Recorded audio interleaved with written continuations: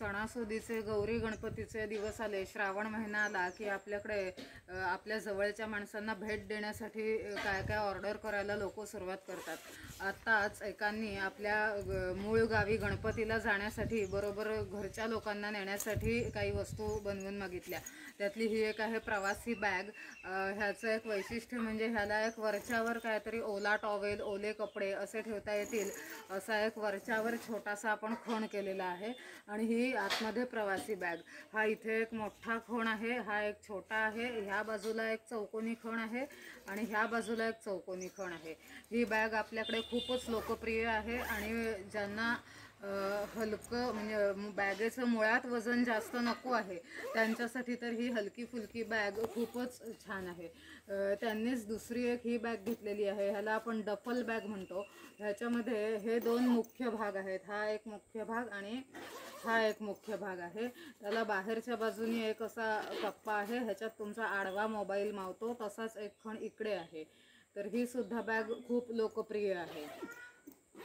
प्रवासाला जाताना किंवा आपल्या नेहमीच्या वापरासाठी स्लिंग बॅग खूपच उपयोगी असते, वजनाला एकदम हलकी आहे। हा मुख्य भाग आहे, त्याला इकडे एक खण आहे चेनचा, तसाच एक समोरून चेनचा खण आहे आणि हा एक असा ओपन कप्पा आहे। भेट देण्यासाठी हा एक खूप चांगला ऑप्शन आहे। मोबाईल जेव्हा आपण चार्जिंगला लावतो तो चार्जरचा वरचा जो ठोकळा असतो तो ह्याच्यामध्ये अडकवायचा आणि आपला फोन ह्याच्यात ठेवायचा। हा तुम्हाला ट्रेनच्या प्रवासात किंवा नातेवाईकांच्या घरी गेल्यानंतर किंवा तुमच्या स्वतःच्या घरीसुद्धा हल्ली चार्जरच्या वायर अगदी छोटूशा येतात, तर त्या खुर्चीपर्यंत टेबलपर्यंत पोचत नाहीत, मग तो स्विच बोर्डाच्या वरती असा कुठेतरी अधांतरी अडकवून ठेवावा लागतो फोन।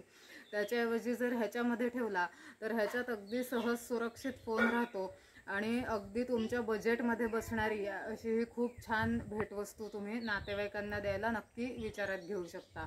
ही ऑर्डर आज सगळी एकत्र पॅकिंग होऊन उद्याला त्याचा डिस्पॅच होणार आहे। त्याच्या आधी एकदा ती तुम्हाला दाखवण्यासाठी व्हिडिओमध्ये बंदिस्त केली आहे। धन्यवाद।